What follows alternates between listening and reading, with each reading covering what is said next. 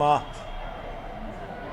ಬನಶಂಕರಿ ದೇವಾಲಯದ ವ್ಯವಸ್ಥಾಪನಾ ಸಮಿತಿ ಅಧ್ಯಕ್ಷರಾದ ಮೋಹನ್ ಅವರು, ಹಾಗೆ ನಮ್ಮ ರಘುನಾಥ್ ನಾಯ್ಡು ಅವರು, ಹಾಗೆ ನಮ್ಮ DCP ಈ ಭಾಗದ ಶ್ರೀಮತಿ ಅನಿತಾ ಅವರು, ಮತ್ತು ACP ಗಿರೀಶ್ ಅವರು, ಮತ್ತು ನಮ್ಮ EO ಇದ್ದಾರೆ, ಮತ್ತು ಎಲ್ಲ ನಮ್ಮ ಸಮಿತಿಯ ಎಲ್ಲ ಸದಸ್ಯರುಗಳು 3ನೇ ತಾರೀಕು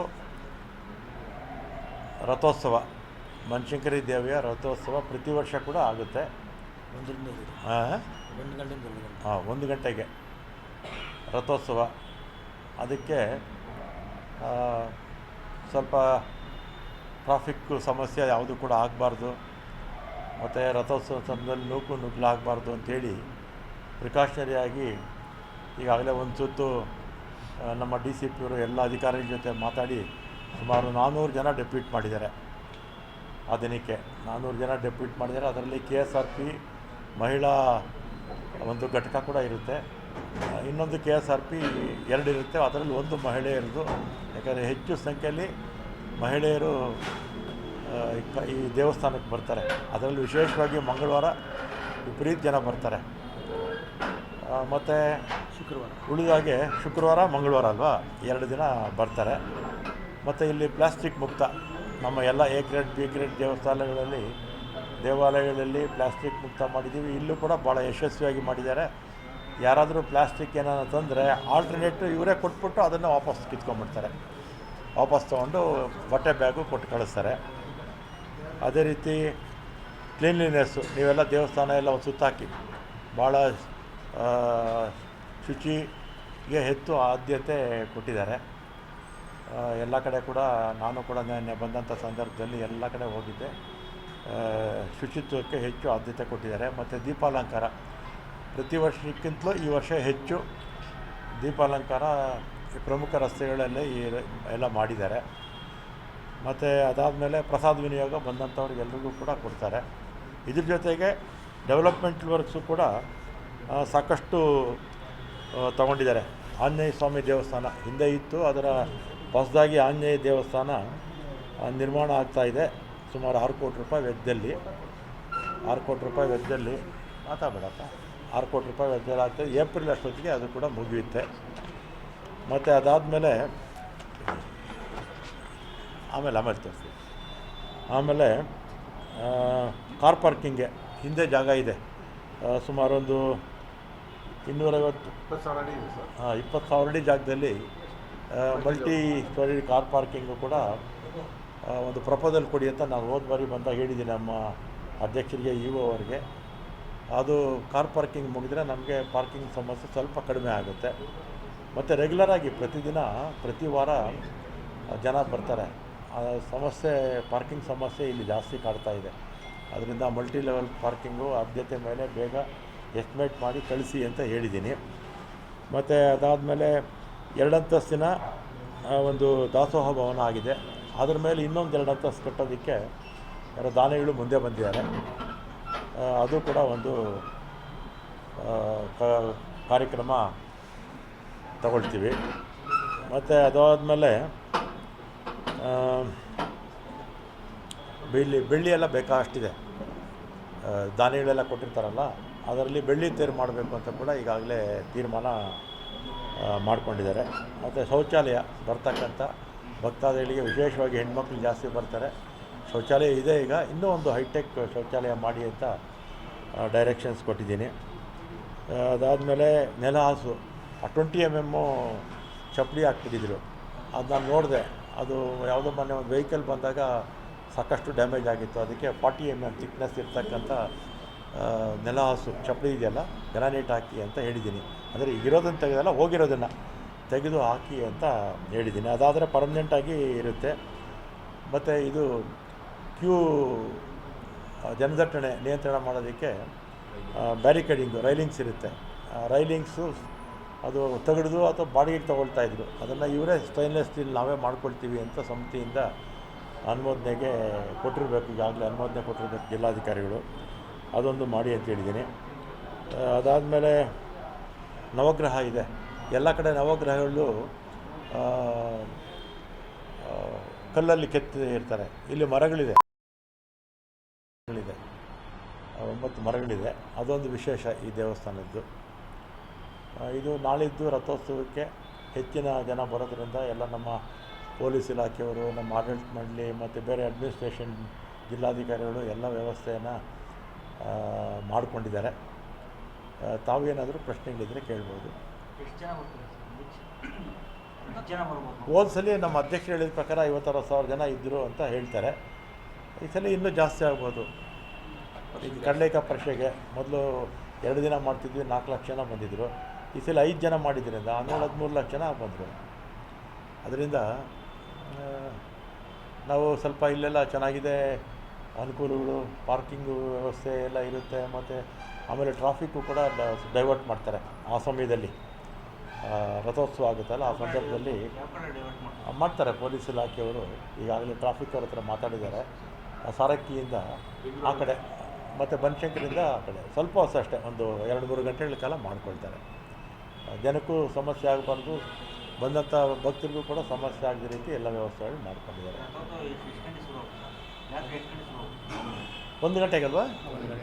1 ಗಂಟೆ. ಹೆಚ್ಚು ಜನ ಬರಲಿ ಅಂತ ಪತ್ರಿಕಾಗೋಷ್ಠಿ ಮುಖಾಂತರ ಜನಕ್ಕೆ ತಿಳಿಸಲಿ ಅಂತ ನಿಮ್ಮನ್ನು ಇವತ್ತು ಕರೆದಿರ್ತಕ್ಕಂಥ ಉದ್ದೇಶ. ಈಗ ಬನಶಂಕರಿ ಬೆಂಗಳೂರಿನ ನಂಬರ್ 1 ಶ್ರೀಮಂತ ದೇವಸ್ಥಾನ.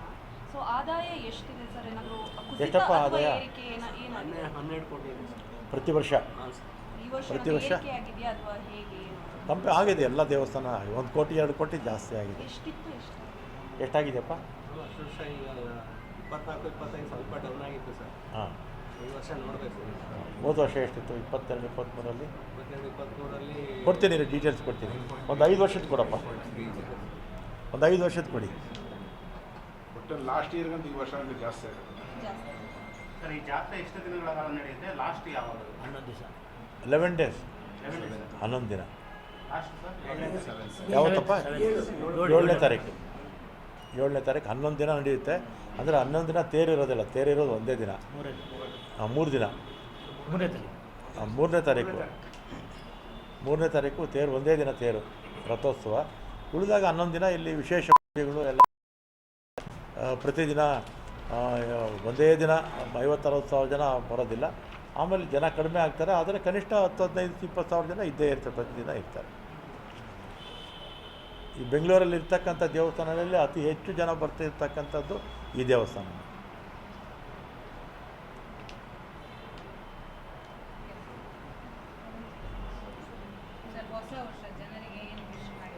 ಹೊಸ ವರ್ಷದ ಶುಭಾಶಯ. ನಮ್ಮ 7 ಕೋಟಿ ಜನ, ಕರ್ನಾಟಕದ ಜನತೆಗೆ ಹೊಸ ವರ್ಷದ ಶುಭಾಶಯ. ಮಾಧ್ಯಮದವ್ರಿಗೂ ಶುಭಾಶಯ. ಹೋದ ವರ್ಷ ಸ್ವಲ್ಪ ಮಳೆ ಚೆನ್ನಾಗಾಯಿತು, ಅದು ಸ್ವಲ್ಪ ಅತಿವೃಷ್ಟಿ ಆಗೋಯಿತು. ಈ ಸಲ ಅತಿವೃಷ್ಟಿನೂ ಬೇಡ, ಅನಾವೃಷ್ಟಿನೂ ಬೇಡ, ಸಮಯಕ್ಕೆ ಸರಿಯಾಗಿ ಮಳೆ ಬಂದು ಮಳೆ ಬೆಳೆ ಎಲ್ಲ ಚೆನ್ನಾಗಾಗಲಿ. ಎಲ್ರಿಗೂ ಒಳ್ಳೆ ಆರೋಗ್ಯ, ಅದೇ ರೀತಿ ಸರ್ವಜನ ಸುಖವಾಗಿರ್ತಕ್ಕಂಥ ವಾತಾವರಣ ಇರಲಿ ಅಂತ ತಮ್ಮ ಮುಖಾಂತರ ಕರ್ನಾಟಕ ಜನತೆಗೆ ಮನವಿ ಮಾಡ್ತೀವಿ. ಈಗ ಸಾರಿಗೆ ಸಿಬ್ಬಂದಿಗಳು ಮತ್ತೆ ಜನವರಿ ಫಸ್ಟ್ ವೀಕಲ್ಲಿ ನಾವು ಮುಷ್ಕರ ಮಾಡ್ತೀವಿ ಅಂತ ಹೇಳ್ತಾರೆ. ಈಗ ಆಲ್ರೆಡಿ ಎಸ್ಮಾನು ಕೂಡ ಆದರೆ ಮತ್ತೆ ಅದನ್ನ ಜನರಲ್ ಆಗಿ ಅದು ಒನ್ಸ್ ಇನ್ 6 months ಅದು ರಿನ್ಯೂವೇಷನ್ ಆಗ್ತಾನೇ ಇರುತ್ತೆ. ಬಟ್ ಈಗ ಮತ್ತೆ ಪ್ರತಿಭಟನೆ ಅಂತ ಹೇಳ್ತಾ ಇದ್ದಾರೆ ಸರ್ ಸಿಬ್ಬಂದಿಗಳು. ಏನು ಆ ಥರದ್ದಾಗಲ್ಲ ಅಂದ್ಕೊಳ್ತೀನಿ. ನಾವು ಅವರು ಮಾತುಕತೆ ಮಾಡಿದ್ದೀವಿ. ಇನ್ನೊಂದು ಫೈನಲಾಗಿ ಕೂತ್ಕೊಂಡ್ರೆ ಈ ಸಲ ಕ್ಲಿಯರ್ ಆಗುತ್ತೆ. ಫೈನಲ್ ಯಾವ ಮೀಟಿಂಗ್ ಏನಾದರೂ ಇದೆಯಾ ಸರ್? ಕರಿತೀನಿ. ಒಂದ್ಸಲ CM ಭೇಟಿ ಮಾಡಿ ಮಾತಾಡಿ ಆಮೇಲೆ ಅವರಿಗೆಲ್ಲ ಕೂಡ ಕರಿಬೇಕು ಅಂತ ಕರಿತೀನಿ, ಬೇಗನೆ ಕರಿತೀನಿ. ಸರ್, ಈಗ ಕೋಗಿಲು ಬಡಾವಣೆ ವಿಚಾರ ಸಾಕಷ್ಟು ಚರ್ಚೆ ಆಗ್ತಾ ಇದೆ. ಹಾಗಿದ್ರೆ ಬೆಂಗಳೂರಿನಲ್ಲಿ ಬೇರೆ ಕಡೆ ಅಕ್ರಮವಾಗಿ ಶೆಡ್ ಕಟ್ಕೊಂಡವರಿಗೆ ಮನೆಯನ್ನು ಕೊಡ್ತಾರಾ ಹಾಗಿದ್ರೆ, ಅಥವಾ ಕೋಗಿಲು ಲೇಔಟ್ನ ಪ್ರಕರಣವನ್ನು ಮಾತ್ರ ಯಾಕೆ ಸರ್ಕಾರ ತುಂಬ ಆಸಕ್ತಿ ವಹಿಸಿದೆ? ಕೇರಳದ ಒತ್ತಡ, ದೆಹಲಿ ಒತ್ತಡ ಆಯ್ತಾ ಅಂತ ಸರ್? ಒಂದಮ್ಮ, ಅವರು ಕೋಗಿಲಿನಲ್ಲಿರ್ತಕ್ಕಂಥವರು ನಮ್ಮ ದೇಶದವ್ರು ತಾನೆ. ನಮ್ಮ ದೇಶದವರ ಬೇರೆ ದೇಶದವರು? ನಮ್ಮ ದೇಶದವರೇನಾ ಸರ್ ಎಲ್ಲರೂ? ಬೇರೆ ದೇಶದವರಾಗಿದ್ದರೆ ಗಡೀಪಾರು ಮಾಡಲಿ, ಬೇರೆ ದೇಶದವರಾಗಿದ್ದರೆ ಗಡೀಪಾರು ಮಾಡಲಿ. ಅವ್ರು ನಮ್ಮ ದೇಶದವರೇ ಆಗಿದ್ದರೆ, ಈಗ ಕರ್ನಾಟಕದಲ್ಲಿ ನಾನು 83ರಿಂದ 88ರವರೆಗೂ ಕಾರ್ಪೊರೇಟರ್ ಆಗಿದ್ದಾಗ ಬೆಂಗಳೂರು ಜನಸಂಖ್ಯೆ 15 ಲಕ್ಷ ಇತ್ತು. ನಮ್ಮ ತಂದೆ ಕಾರ್ಪೊರೇಟರ್ ಆಗಿದ್ದಾಗ 10 ಲಕ್ಷ ಕೂಡ ಇರಲಿಲ್ಲ. ನಮ್ಮ ತಂದೆ 70ರಿಂದ 74 ಕಾರ್ಪೊರೇಟರ್ ಆಗಿದ್ದರು. ಈಗ ಬೆಂಗಳೂರಲ್ಲಿ 1,40,00,000 ಜನ ಇದ್ದಾರೆ. 1,40,00,000 ಜನದಲ್ಲಿ ಕೇರಳದವರು ಎಷ್ಟು ಜನ ಇದ್ದಾರೆ, ತಮಿಳ್ನಾಡವರು ಎಷ್ಟು ಜನ ಇದ್ದಾರೆ, ಆಂಧ್ರದವರು ಎಷ್ಟು ಜನ ಇದ್ದಾರೆ, ಮಹಾರಾಷ್ಟ್ರದವರು ಎಷ್ಟು ಜನ ಇದ್ದಾರೆ, ತೆಲಂಗಾಣದವರು ಎಷ್ಟು ಜನ ಇದ್ದಾರೆ, ರಾಜಸ್ಥಾನದವರು ಎಷ್ಟು ಜನ ಇದ್ದಾರೆ, ಗುಜರಾತ್ ಎಷ್ಟು ಜನ ಇದ್ದಾರೆ. ಅದೇ ರೀತಿ ಬೇರೆ ಬೇರೆ ರಾಜ್ಯಗಳು, ವೆಸ್ಟ್ ಬೆಂಗಾಲ್ ಅವರು, ಕನಿಷ್ಠ ವೆಸ್ಟ್ ಬೆಂಗಾಲ್ ಅವರು ನನಗೆ ಗೊತ್ತಿದ್ದಾಗೆ 10 ಲಕ್ಷ ಜನ ಇದ್ದಾರೆ. ರಾಜಸ್ಥಾನದವರು ಅವರು ಭಾಳ ವರ್ಷದಿಂದ ಬಂದವರು, ಅವ್ರು ಬಂದು 60-70 ವರ್ಷ ಮೇಲಾಯಿತು. ರಾಜಸ್ಥಾನೀಸು, ಗುಜರಾತೀಸು, ದೇಶದಲ್ಲಿರ್ತಕ್ಕಂಥ ಬಹುತೇಕ ಎಲ್ಲ ರಾಜ್ಯಗಳವರು ಕೂಡ ಬಂದು ಬೆಂಗಳೂರಲ್ಲಿ ನೆಲೆಸಿದ್ದಾರೆ. ಈಗ 1,40,00,000 ಜನ ಇದ್ದಾರೆ. ಇದಕ್ಕೇನು ಉತ್ತರ ಕೊಡ್ತಾರೆ ಬಿ ಜೆ ಪಿಯವರು? ಅವರು ನಮ್ಮವರೇ. ಈಗ ದೇಶದಲ್ಲಿ ನಮ್ಮ ಹಕ್ಕಿದೆ, ನಾವು ಬೇಕಾದ್ರೆ ಎಲ್ಲಿ ಬೇಕಾದ್ರೂ ಹೋಗಿ ವಾಸ ಮಾಡ್ಬೋದು. ಅದೇ ರೀತಿ ಬೇರೆ ರಾಜ್ಯಗಳವರು ಕೂಡ ಬಂದು ನಮ್ಮ ರಾಜ್ಯದಲ್ಲಿ ವಿಶೇಷವಾಗಿ ಬೆಂಗಳೂರಲ್ಲಿ ನೆಲೆಸಿದ್ದಾರೆ.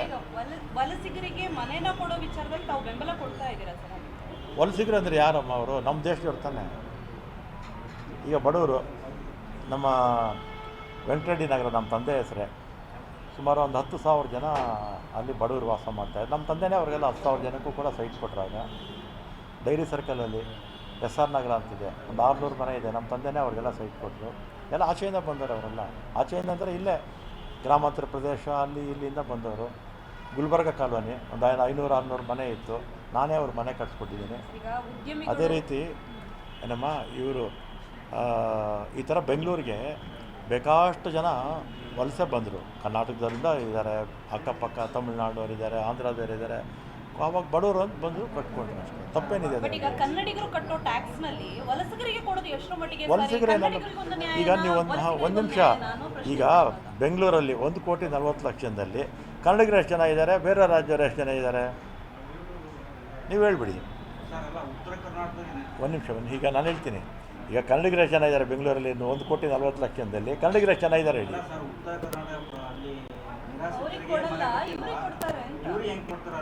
ಅವ್ರಿಗೂ ಕೊಡಬೇಕು. ಈಗ ಬಿ ಜೆ ಪಿಯವರು ದ್ವಂದ್ವ ನೀತಿ. ಈಗ ಬೆಂಗಳೂರಲ್ಲಿ ಇರ್ತಕ್ಕಂಥ ಹೊರ ರಾಜ್ಯದವ್ರು ನಾವೇನು ಮಾಡಬೇಕು ಹೇಳಿ? ಅವರು ನಮ್ಮವ್ರು ತಾನೆ. ನಮ್ಮ ದೇಶದಲ್ಲಿರ್ತಕ್ಕಂಥವರೆಲ್ಲ ನಮ್ಮ ಜನನೇ. ಆಮೇಲೆ ಬಾಂಗ್ಲಾದೇಶದಿಂದ ನುಸುಳುಕೋರರು ಅಂತೇಳಿ, ಒಂದು ನಿಮಿಷ, ಮನೆ ಕೊಡ್ತೀರಾ ಸರ್? ಹಾಗಿದ್ರೆ ಕೋಗಿಲು ಬಡಾವಣೆ ತರ ಬೇರೆ ಲೇಔಟ್ನಲ್ಲಿ ಅಕ್ರಮವಾಗಿ ಮನೆ ಕಟ್ಕೊಂಡಿರ್ತಾರೆ, ಅವ್ರಿಗೂ ಕೊಡ್ತೀರಾ ಸರ್ ಹಾಗಿದ್ರೆ ಸರ್ಕಾರ? ಈಗ ಬೆಂಗಳೂರಲ್ಲಿ ಅಕ್ರಮವಾಗಿ ಮನೆ ಕಟ್ಕೊಂಡಿರ್ತಕ್ಕಂಥವರು ಒಂದು 10 ಲಕ್ಷ ಕುಟುಂಬ ಇದೆ. ಸರ್ಕಾರಿ ಜಾಗಗಳಲ್ಲಿ ಕಟ್ಕೊಂಡಿರ್ತಕ್ಕಂಥ ಒಂದು 10 ಲಕ್ಷ ಇದೆ. ಒಂದು 10 ಲಕ್ಷ ಸರ್ಕಾರಿ ಜಾಗಗಳಲ್ಲಿ ಬಡವರೆಲ್ಲ ಕಟ್ಕೊಂಡ್ರು. ಬಡವರು ಯಾರು? ಅವ್ರಿಗೆ ಯಾರು ಕೊಡ್ತಾರೆ? ಅವ್ರಿಗೆ ಎಲ್ಲ ಅದರಲ್ಲಿ ಕನ್ನಡದವರು ಇದ್ದಾರೆ, ಎಲ್ಲರೂ ಇದ್ದಾರೆ. ಆಮೇಲೆ ಬೇರೆ ದೇಶದಿಂದ ಯಾರನ್ನ ಬಂದಿದ್ದರೆ ಗಡೀಪಾರು ಮಾಡಿ. ಆಮೇಲೆ ಇವರು 11 ವರ್ಷ ಆಯಿತು ಅಧಿಕಾರಕ್ಕೆ ಬಂದು, 11 ವರ್ಷ ಆಯಿತು. ಯಾರು? ಮೋದಿಯವರು, ಅಮಿತ್ ಶಾ ಅವರು. ನುಸುಳ್ಕೋರನ್ನು ತೆಗೆದು ಒಬ್ಬೊಬ್ಬರನ್ನು ತೆಗೆದು ಆಚೆ ಹಾಕ್ತೀವಿ ಅಂತ ಹೇಳ್ತಾರೆ. 11 ವರ್ಷನ ಏನು ಮಾಡ್ತಾಯಿದ್ದಾರೆ ನೀವು? ಆಚೆ ಹಾಕಿ ಇಡೀ ದೇಶದಲ್ಲಿರ್ತಕ್ಕಂಥ ಎಲ್ಲ ಪಕ್ಷಗಳು ನಿಮ್ಮ ಬೆಂಬಲ ಕೊಡ್ತಾರೆ, ನಾವು ಕೊಡ್ತೀವಿ ಬೆಂಬಲ. ನುಸುಳ್ಕೋರನ್ನ ಯಾರನ್ನ ಇದ್ದರೆ ತೆಗೆದು ಅವರು ಬಾರ್ಡ್ರಿಗೆ ಹಾಕ್ಬಿಡಿ, ತಗೊಂಡೋಗಿ ಹಾಕ್ಬಿಟ್ಟು ಬನ್ನಿ. ನೀವು ನಮ್ಮ ಪ್ರಶ್ನೆಗೆ ಉತ್ತರನೇ ಕೊಟ್ಟಿಲ್ಲ ಸರ್. ಬೇರೆ ಬಡಾವಣೆಯಲ್ಲಿ ಅಕ್ರಮವಾಗಿ ಮನೆ ಕಟ್ಕೊಂಡು ಸರ್ಕಾರ ಅವ್ರನ್ನ ಡೆಮಾಲಿಷನ್ ಮಾಡಿದ್ರೆ ಅವ್ರಿಗೂ ಮನೆ ಭಾಗ್ಯ, ಗೃಹ ಭಾಗ್ಯ ಕೊಡುತ್ತೆ ಸರ್ ಸರ್ಕಾರ? ಈಗ ಯಾವ ಕಾರಣಕ್ಕೆ ಅಲ್ಲಿ ನೋಡಿದ್ರು ನನಗೆ ಗೊತ್ತಿಲ್ಲ. ಈಗ ಉದಾಹರಣೆಗೆ ದಯಾನಂದ ನಗರ ಅಂತ ಇತ್ತು, ಈಗ ನಮ್ಮ ತಂದೆ ಹೆಸರೇ ಇಟ್ಟಿದ್ದಾರೆ ವೆಂಕಟರೆಡ್ಡಿ ನಗರ ಅಂತ. 10,000 ಮನೆ ಇದೆ. ಅವರೆಲ್ಲ ಬಡವರೇ. ಆ ಬಡವರಿಗೆಲ್ಲ ಫ್ರೀಯಾಗಿ ಕೊಟ್ಟಿರೋದು, ಈ ಫ್ರೀಯಾಗಿ ಕೊಟ್ಟಿರೋದು. ಆಮೇಲೆ ಇರಿ, ನಮ್ಮ ಏರಿಯಾದಲ್ಲೇ ಮಹಾಲಿಂಗೇಶ್ವರ ಬಡಾವಣೆ ಇದೆ, 700 ಮನೆ ಇದೆ, ಸರ್ಕಾರಿ ಜಾಗದಲ್ಲಿ ಕಟ್ಕೊಂಡಿದ್ದಾರೆ. ನಮ್ಮ ಏರಿಯಾದಲ್ಲ ಎಲ್ಲ ಕನ್ನಡದವರೇ. ಇರಿ, ಹಳೇದಕ್ಕೂ ಹೋಗೋಣ, ಬರೀ ಇದನ್ನೇ ಕೇಳಬೇಡಿ ನೀವು. ಆಮೇಲೆ ಈಗ ನಾಳೆ ಎಲ್ಲರೂ ಅಕ್ರಮವಾಗಿ ಶೆಡ್ ಕಟ್ಕೊಂಡವ್ರು ನಮಗೂ ಮನೆ ಕೊಡಿ ಅಂತ ಈ ಪ್ರಕರಣನ ಉದಾಹರಣೆ ತಗೊಂಡ್ರೆ ಏನು ಮಾಡುತ್ತೆ? ಈಗ ಅದು ಸಿಎಂ ನನ್ನ ಕ್ಷೇತ್ರತೆ ಈ ಪ್ರಕರಣದಲ್ಲಿ ಮಾತ್ರ ಇದು ಅಪ್ಲೈ ಆಗುತ್ತೆ ಅಂತ ಹೇಳ್ತಾ ಇದ್ದಾರೆ ಸರ್. ಈಗ ಬಿ ಜೆ ಪಿಯವರು ಎಡಬಿಡಂಗಿಗಳು, ಅವ್ರದ್ದು ಡಬಲ್ ಸ್ಟ್ಯಾಂಡರ್ಡ್ ಅವರು. ಹಾಗಾದರೆ ನಮ್ಮ ರಾಜ್ಯದಲ್ಲಿರ್ತಕ್ಕಂಥ, ಬೆಂಗಳೂರಲ್ಲಿರ್ತಕ್ಕಂಥ ಹೊರ ರಾಜ್ಯವ್ರನ್ನ ಏನು ಮಾಡ್ತೀರಾ? ಅವ್ರ ಬಗ್ಗೆ ನಿಮ್ಮ ನ್ಯಾನ್ ಸ್ಟ್ಯಾಂಡು ಅಲ್ವಾ? ನನ್ನ ಪ್ರಕಾರ ಅವರು ನಮ್ಮವರೇ. ಕರ್ನಾಟಕದ ದೇಶದಲ್ಲಿರ್ತಕ್ಕಂಥ ಎಲ್ಲ ರಾಜ್ಯದ ಜನ ನಮ್ಮವರೇ. ಬಂದು ನೆಲೆಸೋದಕ್ಕೆ ಅವ್ರಿಗೂ ಅಧಿಕಾರ ಇದೆ, ಇರ್ತಾರೆ. ಯಾರೋ ಪಾಪ ಯಾರು ಅಲ್ಲೋ ಕಟ್ಕೊಳ್ತಾರೆ, ಯಾರು ಚೆನ್ನಾಗಿ ಹೊಟ್ಟೆ ತುಂಬಿರೋರು ಕಟ್ಕೊಳ್ತಾರೆ ಮನೆಯಲ್ಲಿ ಶೆಡ್ಡು.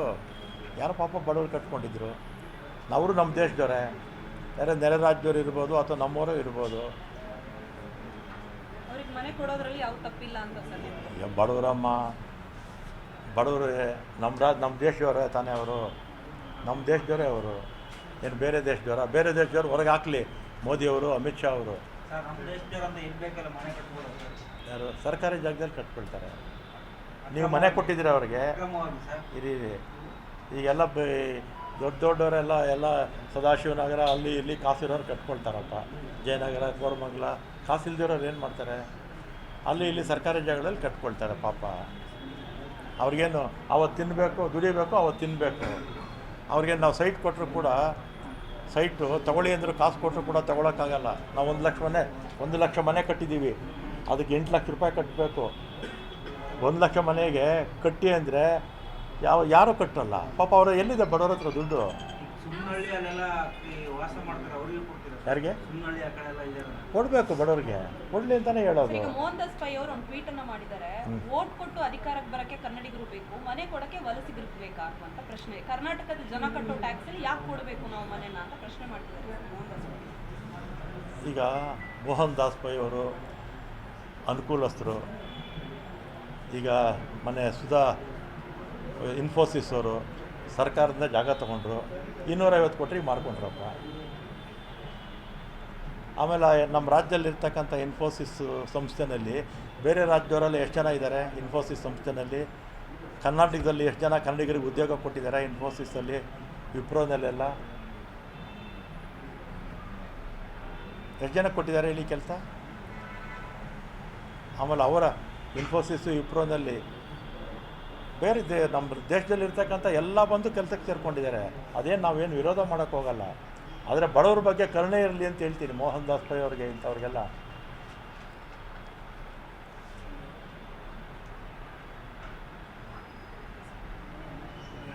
ಸರ್, ಈಗ ದೇವಸ್ಥಾನ ವಿಷಯಕ್ಕೆ ಬರೋದಾದ್ರೆ ಇನ್ನು ಮುಂದೆ ಏನೇನು ಕಾರ್ಯಕ್ರಮಗಳು ದೇವಸ್ಥಾನ ಸಂಬಂಧಪಟ್ಟಾಗಿ ಹಮ್ಮಿಕೊಂಡು? ನಾನು ಮುಜರಾಯಿ ಮಿನಿಸ್ಟರ್ ಕಾರ್ಯಕ್ರಮಗಳು ಕೊಡ್ತಾ ಇರ್ತೀನಿ.